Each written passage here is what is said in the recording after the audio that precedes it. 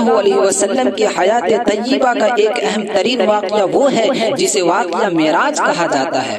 ٹھیک اس وقت جب مکہ میں آپ صلی اللہ علیہ وسلم اور ان کے اصحاب پر ظلم و ستم کے پہاڑ ڈھائے جا رہے تھے اور اسلام کے نوخیز پودے کو ہر طرف سے دبانے کی ناپاک کوششیں کی جا رہی تھی، محسن چچا ابو طالب اور مونس و غمخوار رفیق حیات حضرت خدیجہ الکبریٰ رضی اللہ عنہا کی رحلت ہو چکی تھی اور طائف کے واقعہ نے آپ صلی اللہ علیہ وسلم کو سخت صدمہ پہنچایا تھا تو معراج کا واقعہ پیش آیا۔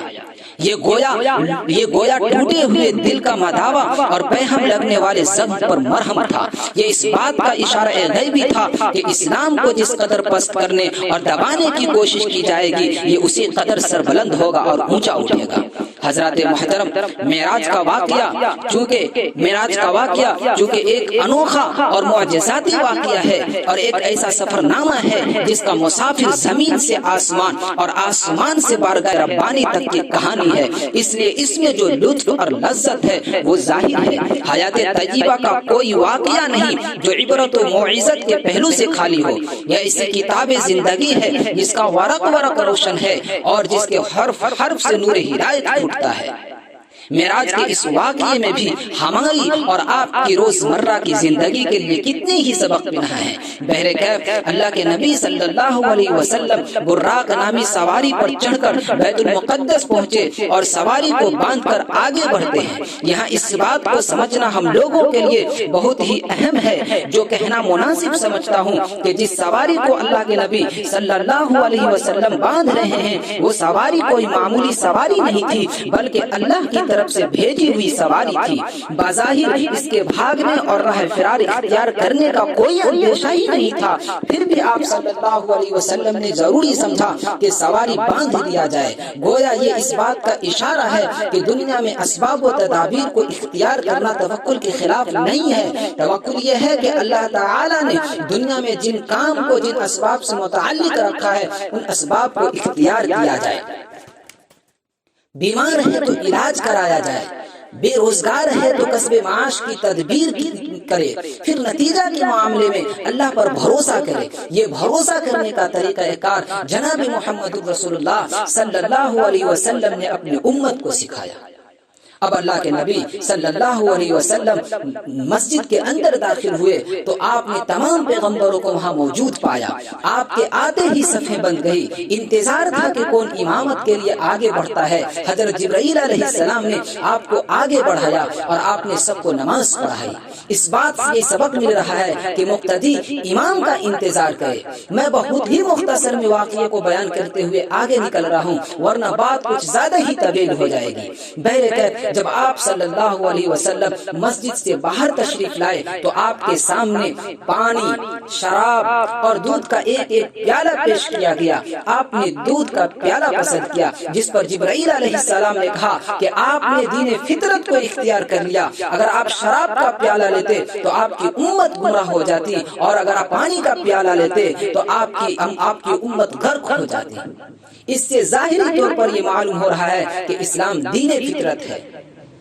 پھر آپ صلی اللہ علیہ وسلم فرماتے ہیں کہ ہمیں آسمان کی طرف لے جایا گیا۔ جب آپ صلی اللہ علیہ وسلم جبرائیل علیہ السلام کے ساتھ پہلے آسمان پر پہنچے تو دروازہ بند تھا۔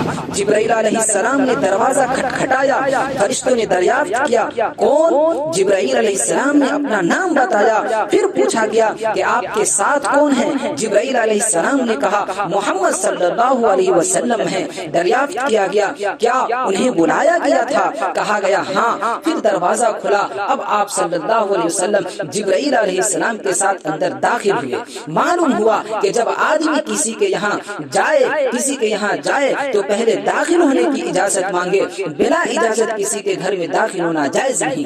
اسی بات کو قرآن شریف نے کتنے اچھے انداز میں بیان کیا ہے کہ یا ایھا الذین آمنوا لا تدخلوا بیوتا غیر بیوتکم حتی تستأنسوا وتسلموا علی اہلها ذلکم خیر لکم لعلکم تذکرون۔ اے ایمان والو، اپنا گھر ہو یا دوسرے کا گھر ہو اس وقت تک داخل نہ ہو جب تک اجازت نہ لے لو اور گھر والوں کو سلام نہ کر لو۔ ذالکم خیر لکم، یہ تمہارے حق میں بہتر ہے، لعلکم تذکرون، امید ہے کہ تم خیال رکھو گے۔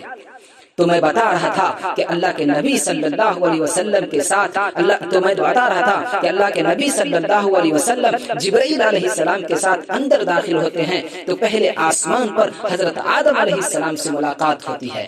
اسی طرح ہر آسمان پر کسی نہ کسی نبی سے آپ کی ملاقات ہوئی اور انہوں نے آپ کا اچھے انداز سے استقبال کیا اور مرحبا پیش کیا. اس کے بعد بیت المعمور حضور صلی اللہ علیہ وسلم کے سامنے کر دیا گیا، جہاں روزانہ 70,000 فرشتے اللہ کی عبادت کے لیے داخل ہوتے ہیں جو دوبارہ اس میں لوٹ کر نہیں آتے. پھر آپ صلی اللہ علیہ وسلم کو سدرۃ المنتہا لے جایا گیا، جہاں اللہ تعالی نے اپنے نبی صلی اللہ علیہ وسلم پر 50 نمازیں فرض کی. واپسی پر حضرت موسیٰ علیہ السلام سے ملاقات ہوئی تو حضرت موسیٰ علیہ السلام کے کہنے پر چند مرتبہ اللہ کے دربار میں حاضر ہوئے اور نماز میں تخفیف کی درخواست کی. ہر مرتبہ 5 نمازیں معاف کر دی گئی یہاں تک کہ صرف 5 نمازیں رہ گئی. اس موقع پر حضور صلی اللہ علیہ وسلم کو اللہ تعالیٰ سے رشتہ جوڑنے کا سب سے اہم ذریعہ یعنی نماز کی فرضیت کا تحفہ ملا، اور حضور صلی اللہ علیہ وسلم کا اپنی امت کی فکر اور اللہ کے فضل و کرم کی وجہ سے 5 نمازوں کی ادائیگی پر 50 نمازوں کا ثواب دیا گیا. اب ہم آگے چلتے ہیں. اس اہم اور عظیم سفر میں آپ صلی اللہ علیہ وسلم کو جنت و دوزخ کے مشاہدے کے ساتھ مختلف گناہگاروں کے احوال بھی دکھائے گئے. حضرت انس رضی اللہ عنہ سے روایت ہے کہ رسول اللہ صلی اللہ علیہ وسلم نے ارشاد فرمایا، جس رات مجھے معراج کرائی گئی میں ایسے لوگوں پر گزرا جن کے ناخن تانبے کے تھے اور وہ اپنے چہروں اور سینوں کو چھیل رہے تھے. میں نے جبرائیل علیہ السلام سے دریافت کیا، یہ کون لوگ ہیں؟ انہوں نے جواب دیا کہ وہ لوگ ہیں جو لوگوں کے گوشت کھاتے ہیں، یعنی ان کی غیبت کرتے ہیں اور ان کی بے آبروئی کرنے میں پڑے رہتے ہیں. حضرت ابو ہریرہ رضی اللہ عنہ سے روایت ہے کہ رسول اللہ صلی اللہ علیہ وسلم نے ارشاد فرمایا، جس رات مجھے معراج کرائی گئی میں ایسے لوگوں پر بھی گزرا جن کے پیٹ اتنے بڑے تھے جیسے انسان کے رہنے کے گھر ہوتے ہیں. ان میں سانپ تھے جو باہر سے ان کے پیٹوں میں نظر آ رہے تھے. میں نے جبرائیل علیہ السلام سے دریافت کیا، یہ کون لوگ ہیں؟ انہوں نے کہا، یہ سود کھانے والے لوگ ہیں. میرا گزر ایسے لوگوں کے پاس سے بھی ہوا جن کا سر پتھر سے کچلے جا رہے تھے اور کچلنے کے بعد